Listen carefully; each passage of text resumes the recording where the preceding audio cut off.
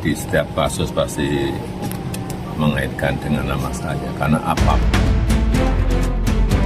Presiden ke-7 Republik Indonesia Joko Widodo buka suara usai namanya disebut-sebut dalam dugaan kasus korupsi kuota haji tahun 2024.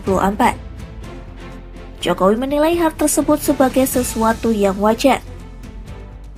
Hal ini disampaikan Jokowi ketika ditemui di kota Solo, Jawa Tengah, Jumat 30 Januari 2026.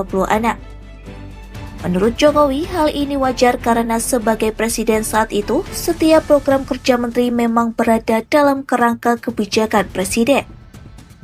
Namun, ia menekankan tidak pernah ada perintah untuk melakukan tindakan melanggar hukum, terlebih berkaitan dengan korupsi. Ya, di setiap kasus pasti mengaitkan dengan nama saya, karena apapun program kerja-kerja menteri pasti dari kebijakan presiden, pasti dari arahan presiden, dan juga dari perintah-perintah presiden. Tetapi tidak ada yang namanya perintah, tidak ada yang namanya arahan untuk korupsi, tidak ada.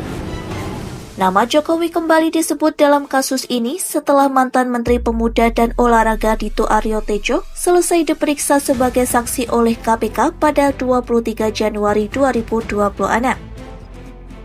Dito menyebut penyidik mengajukan pertanyaan terkait kunjungan kerja bersama Jokowi ke Arab Saudi pada tahun 2022.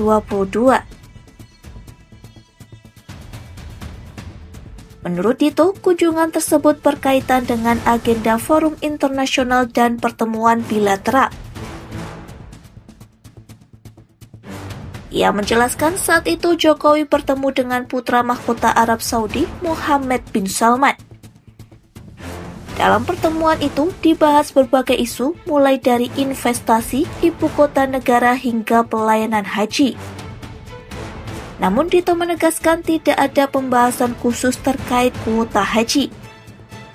Nama pasti Arab Saudi itu pasti yang ada di benak semua masyarakat kan pasti haji.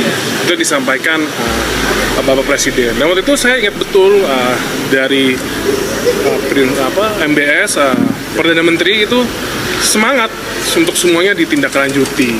Dan di pertemuan itu tidak ada juga terkait dengan jumlah kuota. Tapi itu secara garis besar Raja yang moodnya dengan baik dan happy atas diplomasi hebatnya Bapak Jokowi, ya semuanya terlaksana. Dan itu tidak hanya terkait dengan haji, ada investasi, ada juga IKN, jadi banyak. Selain itu, penyidik KPK juga menanyakan keterkaitan Biro Perjalanan Haji Maktur Travel dalam perkara ini. Pada saat itu, Dito mengakui pemilik Maktur Travel Fuad Hasan Masyur merupakan ayah dari istrinya. Namun, ia menyatakan dirinya tidak berada di lokasi saat KPK melakukan penggeledahan di rumah Fuad Hasan.